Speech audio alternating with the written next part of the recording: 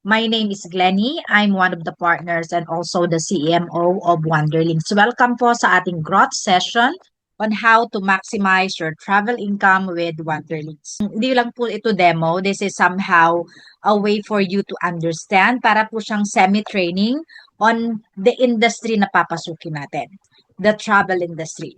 Did you know that the travel industry is actually considered as one of the most profitable and easy to start business online? The reason why you're here is because you know that there's something waiting for us once we start to become an online travel agent. Sabi daw nila, madali daw itong simulan kasi hindi mo kailangan ng malaking puhunan. Starting an online travel agency requires a very minimal upfront cost, and at the same time, ang bilis lang din po ng ROI. Meron din siyang tinatawag na remote work flexibility kung saan yung business po pwede natin gawin siyang part-time or full-time. So meaning po, kahit po kayo po ay working ngayon, empleyado kayo or may business kayo, pwede nyo po itong gawin. Ano po ba yung mga kailangan dito? First and foremost, kailangan mo magkaroon ng strong online presence. Ibig sabihin, dapat visible ka online. At the same time, kailangan mo syempre mag-promote ng business mo. So for people to know that you have a ticketing business or a booking business, kailangan mo syempre i-promote yung business mo. And of course, kailangan mo ng isang platform or system kung saan dun po tayo magbubook ng mga tickets or hotels for your customer. So, hindi naman tayo nagre-require dito na dapat graduate kayo ng tourism, dapat nakapag-travel around the world na kayo. Although it's an edge mo yan sa ganitong negosyo kasi syempre you have your experience already. But then again, hindi po namin nire-require yan. Okay? Kasi unang-una, meron naman po tayong training na ipoprovide. Mataas yung demand dito sa ganitong klaseng industry because alam naman natin that travel is already a need. So people needs to travel to get from point A to point B. There are a lot of reason why people travel. Yung ibang tao nagta-travel for travel goals, for leisure. Meron din naman mga nagta-travel for business. Ibig sabihin, may meeting or attend sa isang conference or pwedeng magtatrabaho abroad. Pwede din naman na uuwi sa probinsya for emergency reasons. So, ibig sabihin, all year round, merong demand. Alright? Meron ding malawak na reach yung ganitong klaseng negosyo. Kapag kayo po ay online ng business nyo, ibig sabihin, hindi kayo naka-confine kung sino lang yung mga nasa kapitbahay ninyo o nasa lugar ninyo. Kasi even if nasa ibang lugar, nasa ibang bansa, or nasa ibang city, ang inyong customer, pwede nyo po siyang i-cater. Ako personally, meron akong regular client who lives in Australia. So every time na uuwi yan ng Pilipinas, for different reasons, nagpapabook siya sa akin. Last June, nagpabook po sa akin itong customer ko na to kasi meron siyang nilalakad na business sa SEC.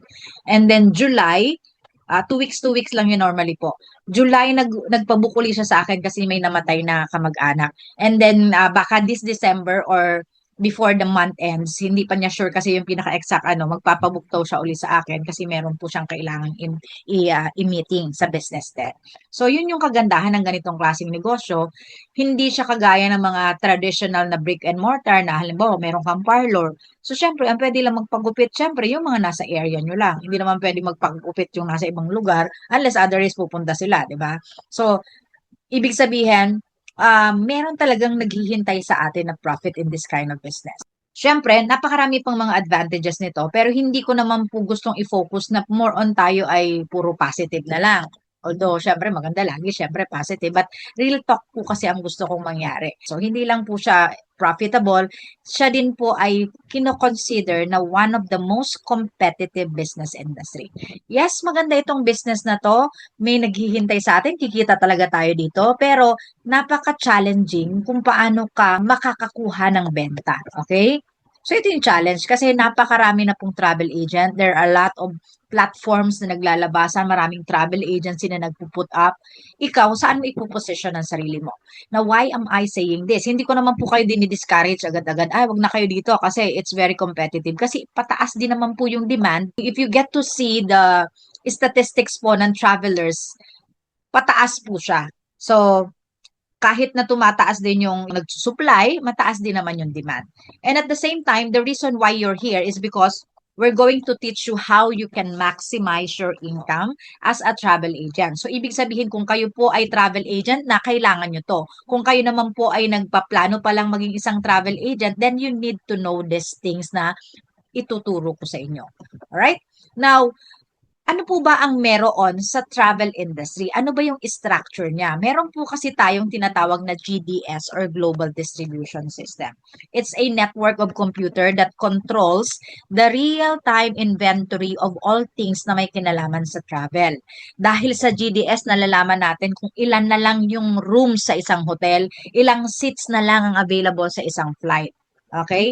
Because the airlines and the hotels are giving their real-time database sa mga GDS suppliers kagaya ni Amadeus, ni Galileo, ni Sabre, and Travelport. Online travel agencies needs GDS so that they can sell tickets or hotels or any other products. Alright? May dalawang klase ng online travel agency. Yung tinatawag na business to business at yung tinatawag na business to consumer or B2B and B2C. Yung B2B po, these are companies or businesses that provides products and services to another company or to another business. Kaya nga, business to business. Ang tawag mo dun sa mga business na yon ay mga middleman or broker. Meaning, from suppliers down to the manufacturers, to the wholesalers, yung mga wholesalers, dyan bumibili si distributor. Tapos yung distributor naman, they provide service to the retailers or agent. And each of these companies, they have to put a price markup. Meaning, kailangan nilang magpatong ng presyo. Kasi dun sila kumikita. Okay? So, para mas madali nyo maintindihan, yung typical product na nakikita ninyo, na binibili nyo sa tindahan, for sure, pinatungan nyo ng may-ari ng tindahan, na pinatungan naman kung saan bumili yung may-ari ng tindahan, at kung saan naman umaangkat ng produkto yung binibilihan ng tindahan. Parang ganoon siya. Kumbaga, may dinadaanan siyang iba't ibang klaseng mga companies. B2B po ang tawag niyan. Yung B2C on the other hand, ito po yung tinatawag nating direct sale. From the manufacturers, pwede ka nang bumili agad. Ano ang implication kapag ganun ang process ng business? Mas mura ang price kasi nga walang masyadong pumapatong sa presyo ng ticket. Okay? Going back to the travel industry, meron tayong dalawang klase, di ba? B2B and B2C. An example ng mga B2B platform ay ito pong mga nasa kaliwa. Si Vaya, Pinoy Online Travel Biz, Biyahe Ko, WCA, eBiyahe, Via Express. Yan po ay mga, ano po sila, mga B2B portals. Okay? Business to business yan. Meaning, ito po yung mga ginagamit na platform ng mga travel agent. Kaya po siya B2B, ang pwede lang mag-book ng ticket at mag-access ng mga system na to ay mga travel agents or agencies. Okay? So if you see a travel agent or agency, malamang meron silang portal. Dito si on the other hand, ito naman po kagaya ni Expedia, ni airline. Okay? Si AirAsia, Cebu Pacific, si Booking, si Traveloka, si Cleartrip, Agoda. These are B2C. Bakit po siya B2C? Kasi po, kahit sino, okay? Ikaw mismo, just go to Traveloka. Just go to Agoda. Ikaw mismo, makakapag-book ka ng ticket, makakapag-book ka ng hotel. Okay? Kasi sila ay B2C. Hindi mo kailangang dumaan sa agent. Ito yung mga players in this industry. Unang-una, yung B2B travel portal. Okay, pag magiging isang agent kayo, isa sa mga kadalasan na way to go ng mga travel agent is maghanap ng B2B portal.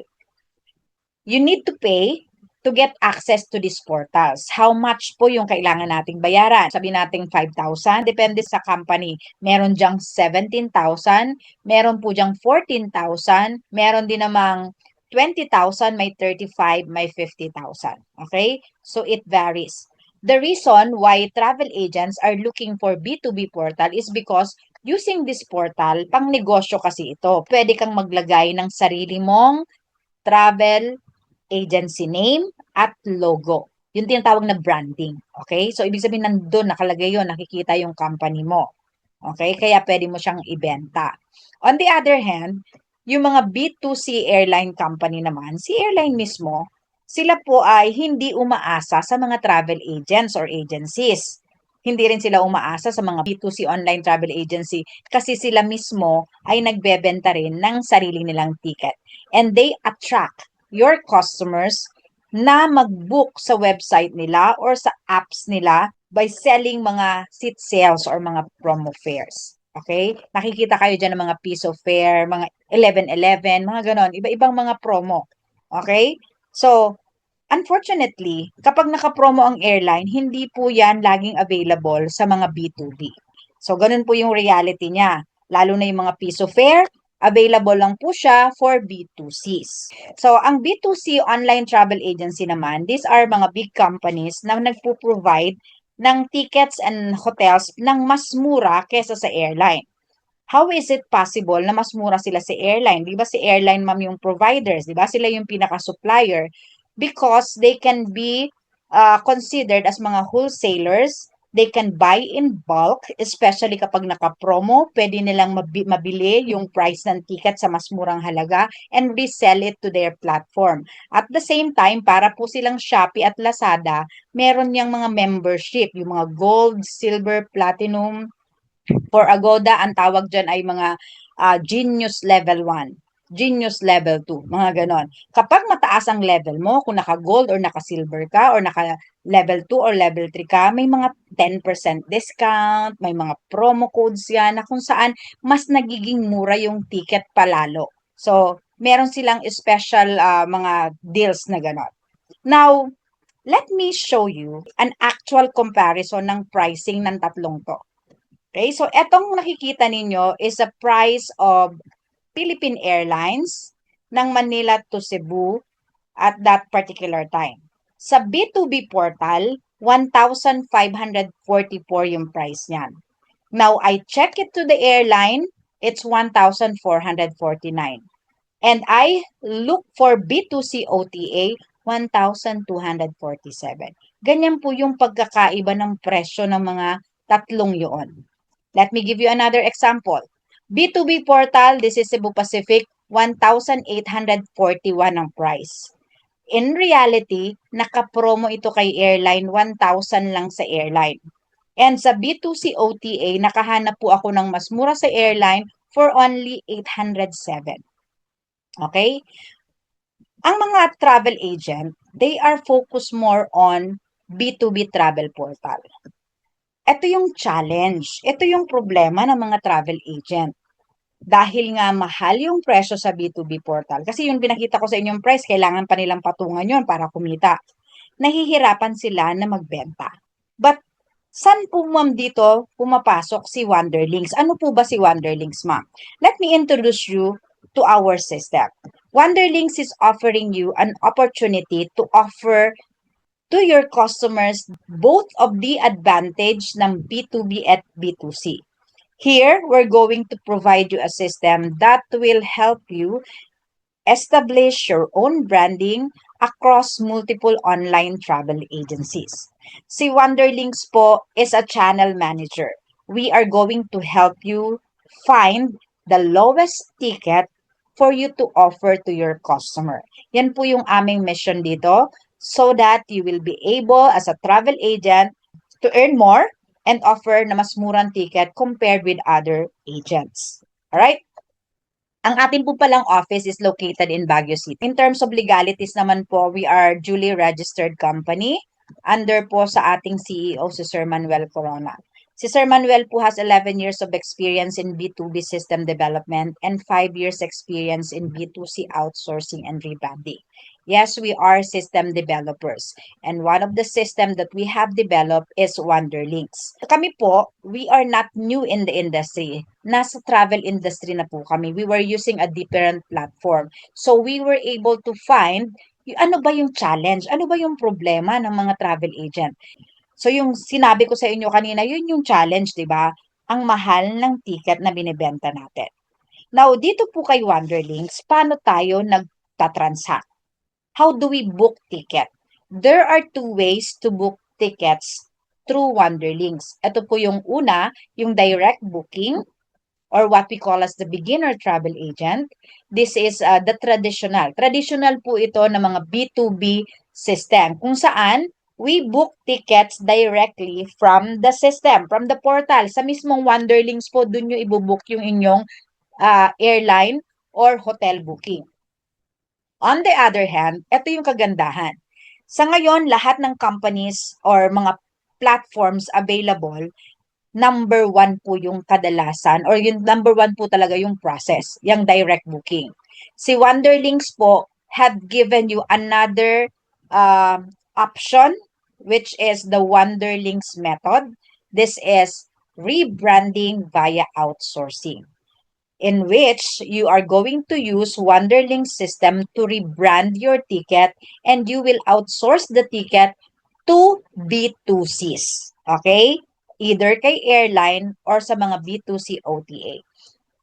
Unahin ko muna pong ipaliwanag sa inyo yung direct booking. Direct booking, this is, syempre sa loob ng platform, you'll be able to search and book domestic and international flights. Ganyan po yung itsura ng portal natin. May one way, pwedeng round trip, business or economy, and also you can offer seniors and PWD discounts. You can also sort the flights by price, by airline, by time, by number of stops. So, pwede mo natin yung i-filter. Mayroon din pong marireceive ang inyong customer na text at email notification once their ticket is booked. May transaction reporting for your monitoring syempre, at the same time para ma-manage mo lahat ng mga bookings mo. Meron din tayong markup modification. Dito po kumikita ang mga travel agents by adding a markup. So, pwede nyong patungan yung presyo ng ticket. It's also mobile responsive and user-friendly. Yes, it's mobile responsive kahit na nag-grocery ka, kahit na nagta-travel ka, as long as you have data, you have internet connection on your phone, pwede ka pong mag-transact, mag-book ng ticket. Meron din po tayong hotel bookings. Sa hotel bookings naman natin, you can search and book local and international flights. Siyempre, you can also select multiple rooms. Since we are connected with GDS, real-time yung availability, kung ano po yung lalabas sa system, yun po yung pwede nating i-book. May transaction reports, you can sort it by price, by amenities, by popularity, instant yung booking confirmation natin. May text at email din po silang marireceive. It's also mobile responsive and user-friendly. So we have airline, we have hotel, we also have visa processing. Sa visa processing naman, this is where you can assist your customer for visa applications. Meron tayong nasa 40 plus na countries dyan na pwede nyong i-request for visa processing. You can filter it by continent or visa type. Siyempre, kailangan nyo magdagdag ng inyong service fee. Yan yung inyong magsisilbing kita or income. And pwede nyong mas matrack yung status ng application. There's also a checklist for you to give to your customers for them to prepare yung mga documents na kailangang i-upload sa system. It's also mobile responsive, user-friendly, and easy to manage. So those are the services that we have dito po kay Wanderlings.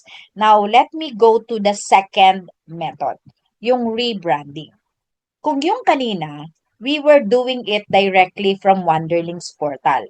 This one naman, we're going to book the ticket either sa airline mismo or kay Agoda or kay Booking or kay MyTrip or kay Traveloka or any other B2C OTA or any other source. Why do we need to do that? Pinakita ko na sa inyo kanina yung example ng comparison ng pricing. So kung mura ang ticket sa airline, 1,800 kanina, balikan natin kanina yung din-explain ko, 1,800 sa B2B portal. Sa system mismo, 1,000 lang sa airline, 800 lang sa B2C OTA. Okay, bakit mo bibili yung 1,800 kung kaya mo na mabili sa 800? This is where we are doing outsourcing. Now, once you book the ticket, gagamitin mo ngayon si Wanderlinks for rebranding purposes. Wherein, You can create a branded itinerary kung saan ang nakikita yung sarili nyong logo, yung sarili nyong agency name, even if you book it directly from the airline. You can also edit the selling price. Dahil nabili nyo na nga ng 1,000 or 800, pwede mong ibenta ng 1,200 or 1,500. Okay, you can edit it from the system. You have also update flight change, may baggage customization, meron tayong flight schedule calendar, may transaction report. It's also user-friendly and may text and email din pong marireceive ang inyong customer. Okay? Para madaling maintindihan yung process ng rebranding, this is how you do it. Say for example, binook mo yung customer mo via Traveloka. Si Traveloka po is a B2C OTA. Ganito yung itsura ng ticket niya. When you book it with Agoda, it's a different ticket as well. When you book it with airline, say for example sa Cebu Pacific, ganito yung itsura niya. Kung binook mo yan sa AirAsia, so pula naman ang itsura ng ticket. Okay? Now, we are going to rebrand it. Kasi pag nag-outsource tayo, basically, yung ticket itinerary will vary depending on sa platform kung saan mo siya binook. But because we have Wonderlink's flight itinerary builder, this is what your customer will receive pag pinasok mo siya sa system for rebranding. Ang marireceive nila is your branded itinerary with your own logo, with your agency name, and meron din pong electronic invoice na marireceive ang inyong customer. Okay? So, ganyan po yung process ng ating rebranding. Now, for hotel bookings naman, pwede din tayong mag-customize or mag-rebrand ng hotel voucher kung saan we book the hotel sa labas din. And then after that, we can create a branded hotel voucher. You can add multiple rooms. You can edit the selling price, may transaction report, may guest details input form. It's also mobile responsive and user-friendly. Right? Para madaling maintindihan, binook mo kunyari sa trip, you book it with Agoda, okay? You book it with Airbnb or the hotel mismo. Hindi yun ang isisend mo sa customer mo, but using Hotel Voucher Builder, you're going to send your customer this, your own branded hotel voucher. All right? So that's rebranding. What are the features sa loob ng ating system? Pwede tayo maglagay ng markup. So, yung markup po natin, ito yung itsura niya. So, yung pwede mong i-markup dyan, yung domestic flight, international flight, yung hotel, yung visa assistance, and so on. Kasi dito tayo kumikita.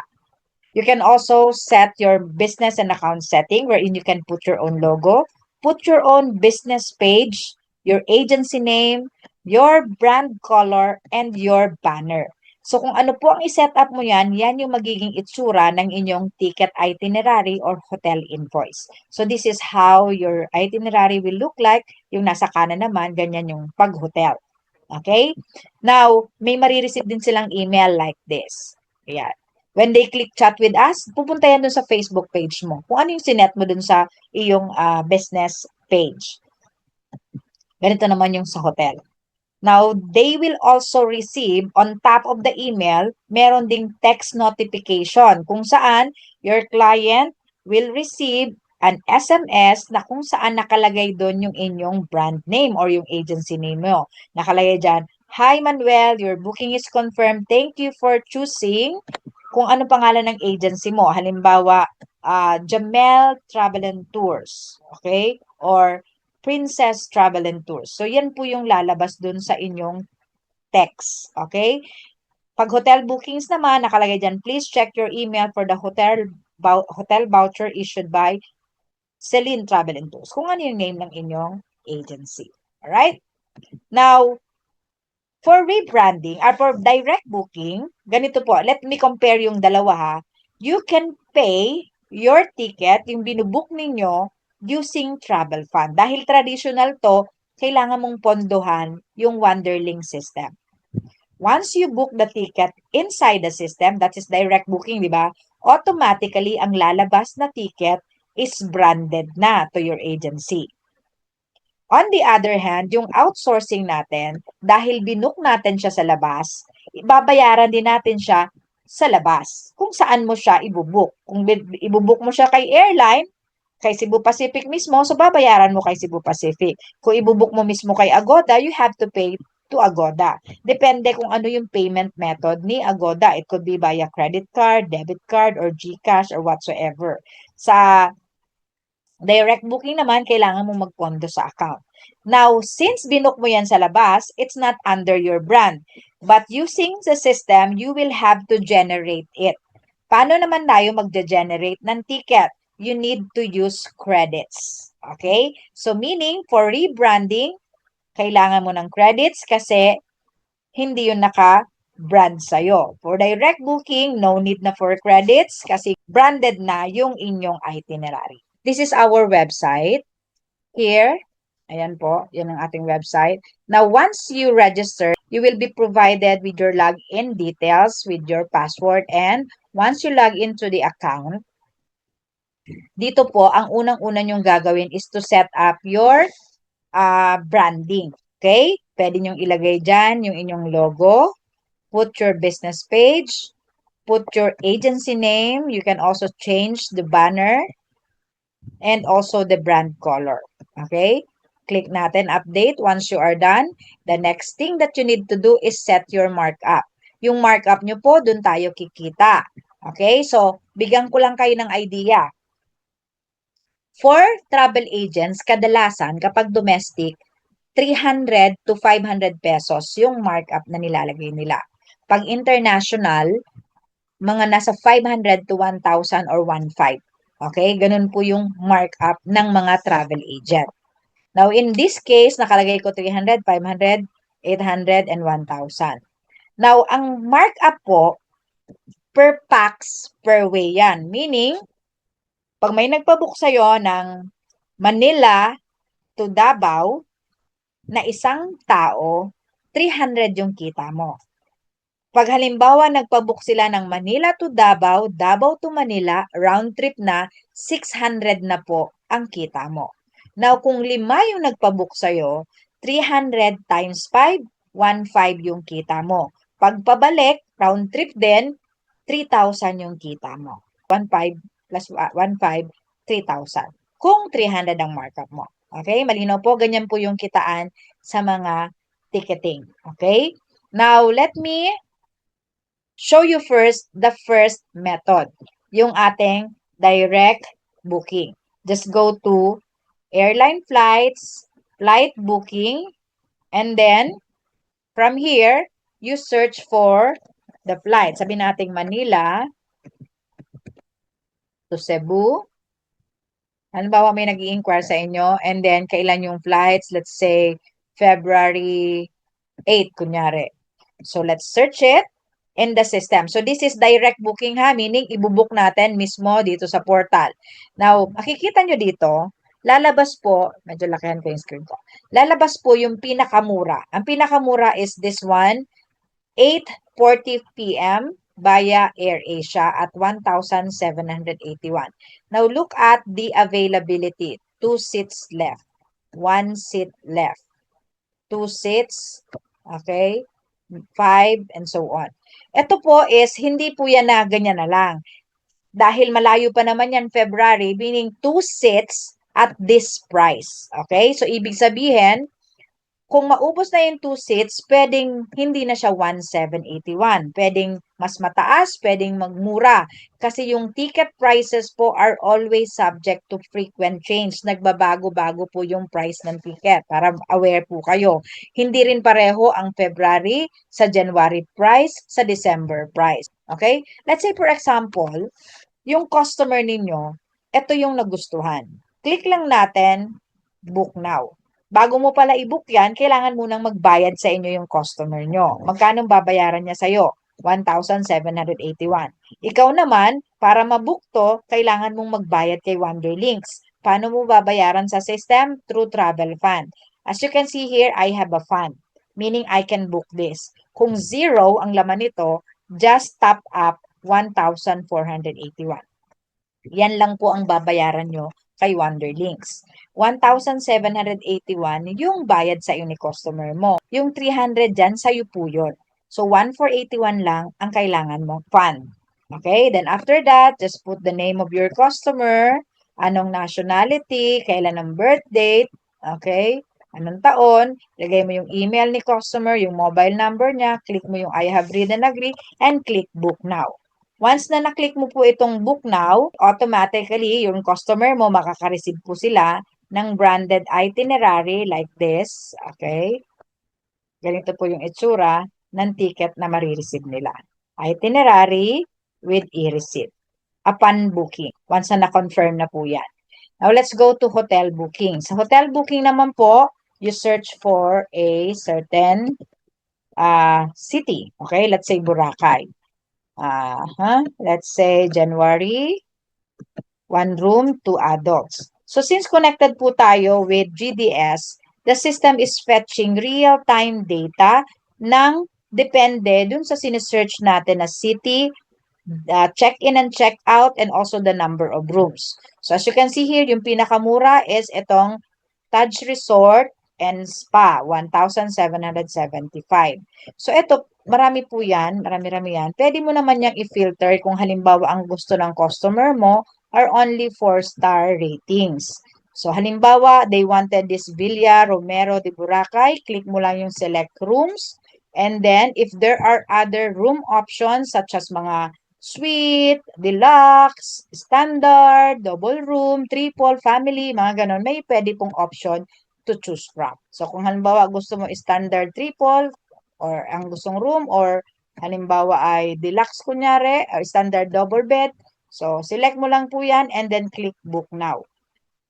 Ito po, ang pupondo mo lang is 3,783 kasi ang ilagay ko dito na markup, balikan natin, is 500 sa domestic. Okay, sa hotel naman po, per room, per night. Okay? So, kung 2 nights sila, so ang kita mo doon, 1,000 kung 500. Kung 2 room yung kinuha mo, 1,000 din yon. 2 room eh. Dalawang room, 2 nights, so ang kita mo, 2,000. So, that's how it works. Okay? Ganito naman yung hotel booking confirmation.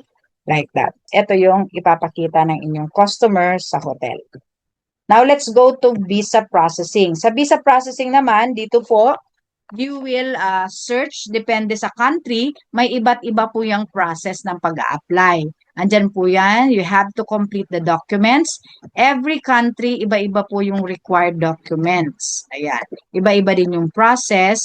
So, ang visa processing po is actually more on preparations. Magsasubmit ng requirements yung customer mo, ipapasa sa'yo, ipapasa mo naman sa atin, and then we will check.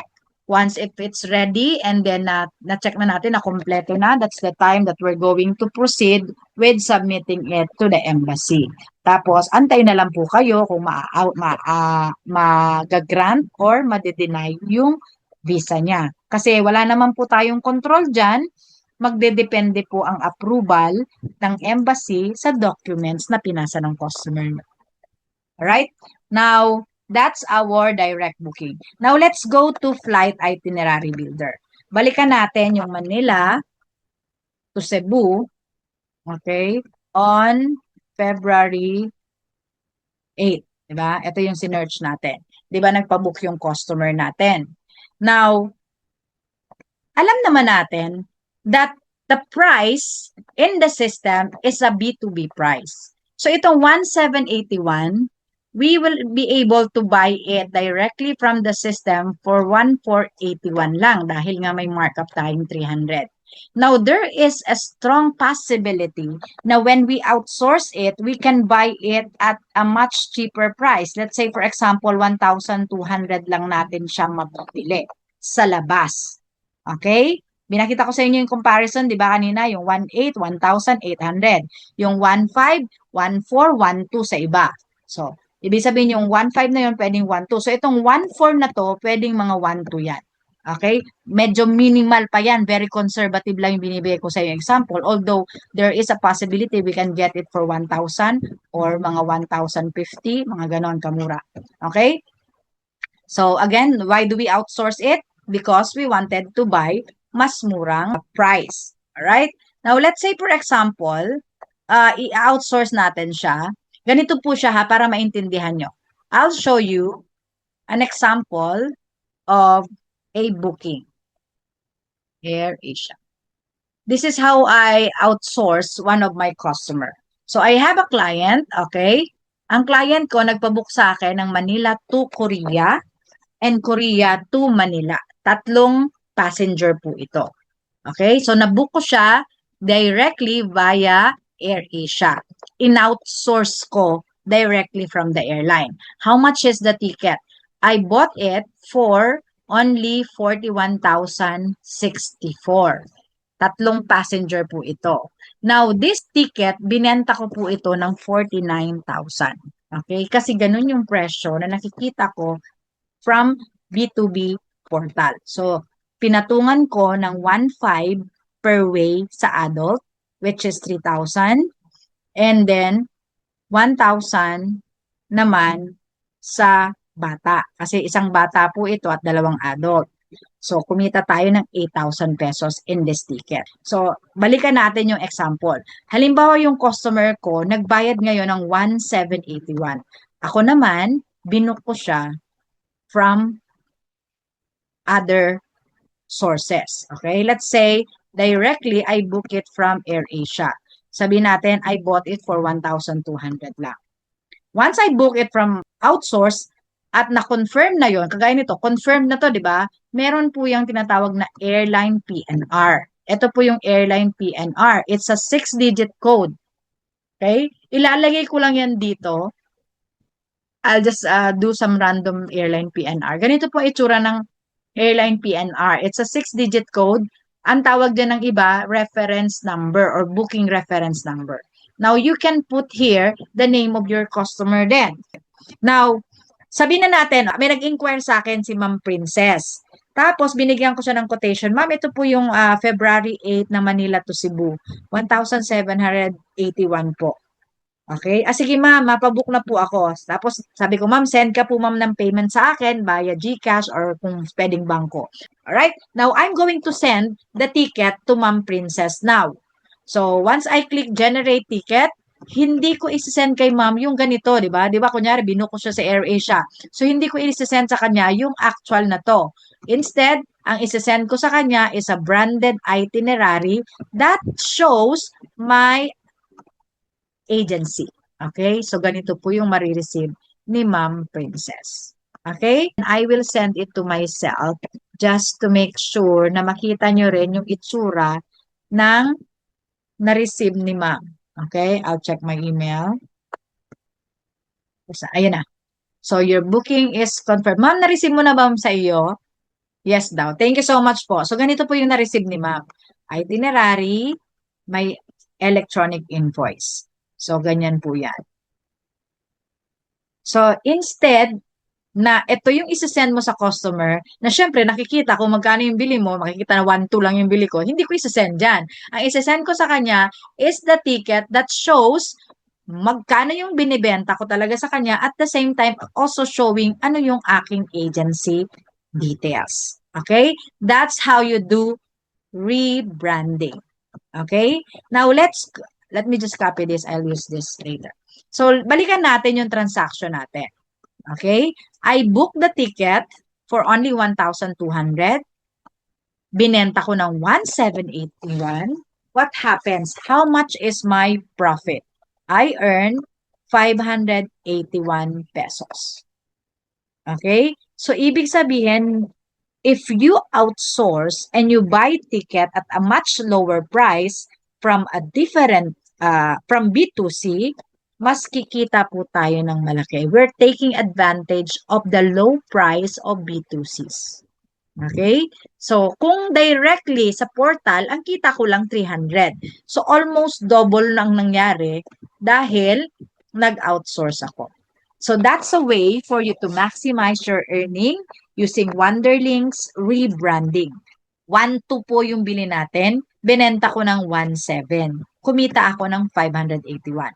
Another way is I can sell this, okay? 1,2 ko mabibili sa labas. Ibebenta ko lang ng 1,500. Masaya na ako na 300 lang yung markup ko. 300 lang yung kita ko. Pero just imagine, if you're selling your ticket at 1,500 and all online travel agencies using B2B portal are selling it at 1,781, 1,800, 1,600. Ikaw po yung may pinakamurang ticket dahil 1,500 lang sa'yo. Okay? So kapag mura yung ticket mo, kikita ka ng malaki kasi mas marami ang magpapabook sa'yo, hindi sila magpapabook sa ibang agent. Kasi as a travel agent ni Wanderlinks, pwede kang mag-outsource. That's how you maximize your earning with Wanderlinks. There are a lot of other features in the system such as meron tayong booking calendar, flight schedule calendar. Meron din tayong frequent traveler list kung saan nandyan po yung list ng mga customers ninyo. And then, meron tayong update flight change. Going back, okay? So, sabi ko nga, di ba kanina, when we generate branded itinerary, we use credits. Ano po ba ma'am yung credits? Malamang tinatanong nyo. Yung credits po is what we use to create your branded airline booking itineraries or hotel voucher. Yung 1 credit po is equivalent to 1 flight itinerary per way kahit pa gaano karami yung passenger or 1 hotel voucher regardless of the length of stay sa hotel. Yung example ko kay Ma'am Princess, 1 pax, 1 way, okay? 1 credit lang po ang bayad doon. Kumita tayo ng 581. Diba? Meron tayong nagpabook sa'yo ng 3 nights. 3 nights yan. Sabi natin 350 or sabi natin 1,000 yung kita mo dun sa 3 nights na yon. 1 credit lang din po yon. Now, may nagpabook sa'yo ngayon ng round trip, Manila to Hong Kong, Hong Kong to Manila. 2 credits na po yan. Kasi ang 1 credit is 1 flight itinerary per way. Okay? So, 2 credits yan. Siyempre, international to. Let's say 1,500 per way ang kita mo. So, kikita ka ng 3,000. Now, may nagpabook sa'yo ng 5 tao. 5 tao yan. 1 credit pa rin yun kasi 1 way lang. So, you earn, say, 2,500. Total credits na nagamit ko, 5 credits. Magkano ang kita ko sa 5 credits? 7,000 pesos in this example. So, imagine nyo, yung transaction ko sa Korea, okay? 2 credits lang po yun. 3 packs yun. Magkano income? 8K, di ba? 8,000. 2 credits lang po yung nabawas ko doon. 5 credits, ang pinakamura nating mabibili na credits value. Number of credits, 5 credits, how much? 175 pesos lang. 10 credits ang bibilihin mo, 300 pesos. Meaning this 175 can turn you into 2,500 at a minimum, if puro 1 packs 1 way ang gagamitin mo, or as much as say 15 or 20,000. 175 lang na puhunan when you do outsourcing. Marino po? Clear po ba ang credits? So halimbawa, eto po kayo. Sabihin natin naging agent kayo ni Wanderlinks. Ito yung mga customer nyo. Your customer will basically inquire sa inyo, magkano Manila to Tacloban? Ikaw naman, mapunta ka sa system, babalikan mo yung customer, bibigyan mo sila ng quote or quotation. Now, your customer wants to book sa'yo. So, babayad na siya sa'yo. Okay? Once paid na, you have 2 options. Pwede mong i-book direct booking. You need travel fund. Okay? Or, you can book it directly from the airline and use credit card, debit card, or whatsoever. When you book it, you will receive an itinerary from the airline. Pwede rin naman i-book mo sa B2C OTA, let's say Expedia. So, makaka-receive ka ng ticket coming from Expedia depending on ano naman ang payment method nito. Now, you don't need to send this to your customer. Dahil meron tayong flight itinerary builder, okay, using credits, you can generate your branded itinerary. Your customer will receive a ticket and itinerary and an SMS directly from the system. Kung direct booking naman, ganun din. Directly, makaka-receive din sila ng itinerary na branded sa iyong agency. Now how much is our business package? You can get the system for 2,680 included po yung affiliate marketing natin. Yung affiliate marketing natin, this is an opportunity for you to earn bonuses and commissions by referring your friend or family member to the company. Now, lahat po ng features in the system, lahat yung airline flight, booking, and then hotel booking, the builders and visa processing, and also frequent traveler list, income revenue, may text and email na marireceive, lahat ng mga features na yon, you will get to enjoy that. Now, we also have a promo standard package for a limited time.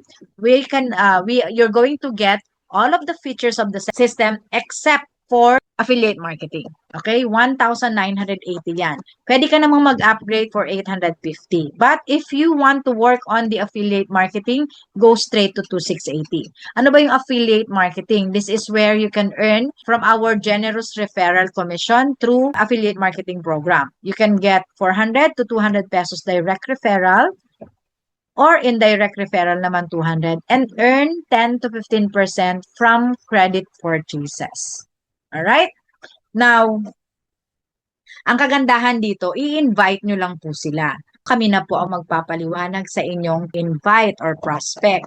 Kasi po, hindi naman natin to maiiwasan. Once you become an agent, may kaibigan ka or kamag-anak ka na magsasabi sa iyo na, uy, gusto ko rin ng ganyan. Paano ba magkaroon ng ganyan business? So, you can just invite them here, and then kami na po ang magpapaliwanag. Kami rin ang magte-train sa inyo at sa kaibigan ninyo.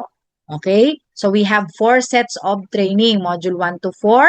Module 1 and 2, we do it live every month. Pero may recording din naman po ito. 3 and 4, may replay po ito sa loob ng ating Facebook group. Yes, we have an official Facebook group. Meron tayong chat group at may CSR tayo to assist you in the from A to Z of the business. All right? Now, how to get started? All you need to do is to contact the page or the agent na nag-invite sa inyo dito sa ating growth session. If you happen to see our ads through our own page, message lang po kayo sa page natin. Mag-type lang kayo ng done demo. And then automatically you will receive the payment method, the process, kung magkano at saan magbabayad. Depende po kung anong napili ninyo. Once the payment is made, just send your proof of transaction, your first name, your email, mobile number, and your full name, and your birthday. Tapos, i-activate natin yung account nyo. May marireceive kayo sa email ninyo ng login details. And then that's it. We're going to invite you to our official Facebook group and then mag-start na po kayo ng training to get familiar with how to use the system. So, yun na po. Ready na kayo to get started with your business.